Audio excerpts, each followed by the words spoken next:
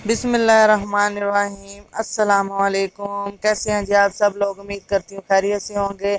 और आज मैं हाजिर हूँ जी न्यू वीडियो में न्यू रेसिपी के साथ। और आज बनने जा रहा है जी चिकन पुलाव, बहुत आसान और सादा तरीके के साथ और जायके में लाजवाब।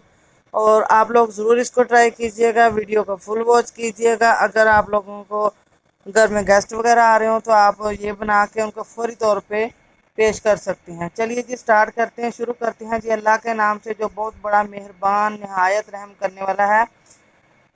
चलिए जी, मैंने ये एक देगचा चूल्हे पर रख लिया है। इसमें मैंने 1 से 1.5 कप के करीब मैंने कुकिंग ऑयल इसमें डाल के गर्म कर लिया था। अब मैंने 3 जो प्याज इसमें काट के डाल दिए हैं बड़े साइज़ के। और प्याज को कलर ब्राउन होने तक हम लोग इसको फ्राई करेंगे। देखें कलर ब्राउन हो चुका है। इसमें मैं थोड़ा सा पानी शामिल करूँगी और पानी शामिल करने के बाद इसको जी अच्छे तरीके से मिक्स करेंगे ताकि इसमें जो प्याज है वो सॉफ्ट हो जाए अच्छे। इसलिए मैंने इसमें पानी शामिल किया है।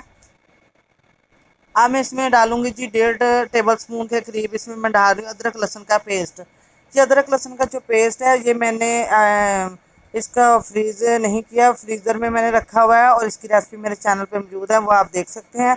और इसमें मैं शामिल आप कर रही हूँ जी 2 टीस्पून के करीब नमक। अब 2 टीस्पून के करीब इसमें मैं शामिल करूँगी सब्ज़ मिर्चों का पेस्ट, ये भी मैंने फ्रीज़ किया हुआ है।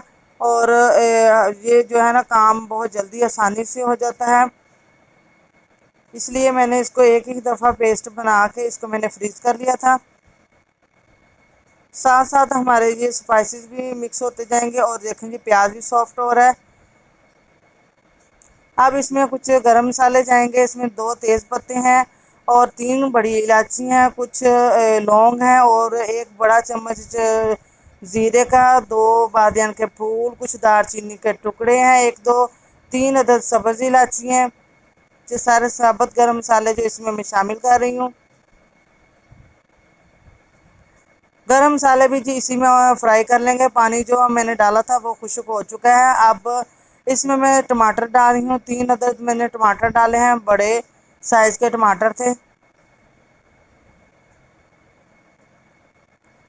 और ये जो जी चिकन पुलाव बन रहा है ये मेरे पास जी 700 ग्राम जो चावल थे उनका बन रहा है।